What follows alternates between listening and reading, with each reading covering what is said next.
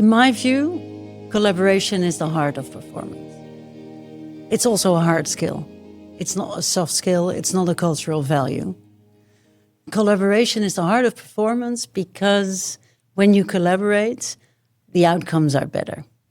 It might be a more difficult process, but it's a more rewarding process too, because it's working together with other people.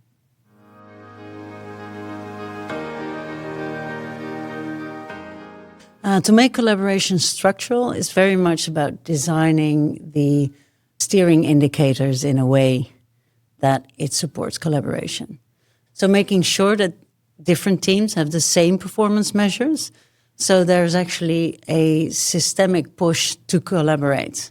It's about aligned motivators.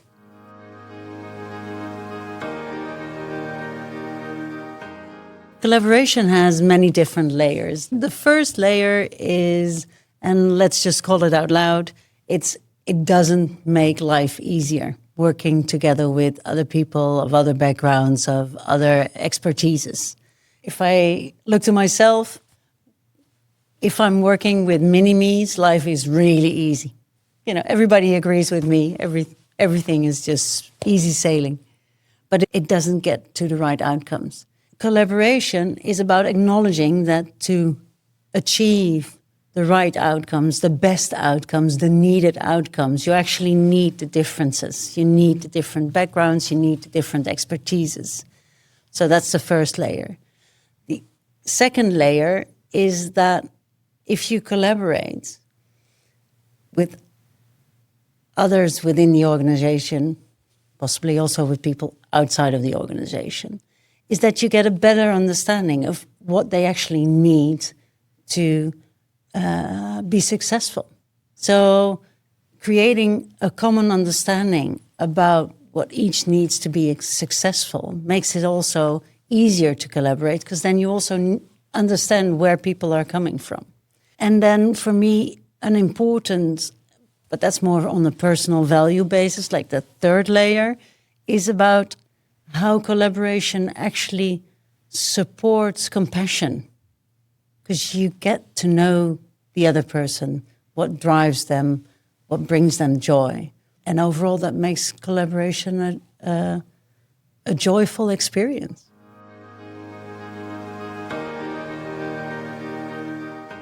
Failing collaboration in a leadership team is a symptom.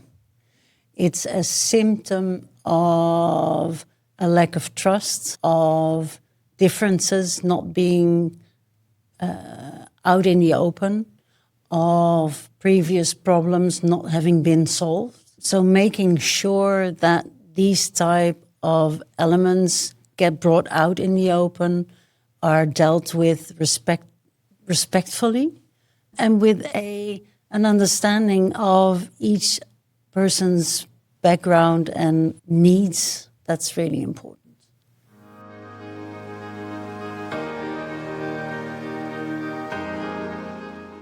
From a CFO perspective, it's important that finance sits inside, works alongside the rest of the organization, not sitting outside or above of it.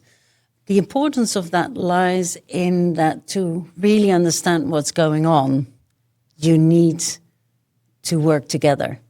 And as a policing function, you can't. But it goes two ways. It's from finance to the rest of the organization, but also for the rest of the organization to finance. And, you know, within the whole organization too.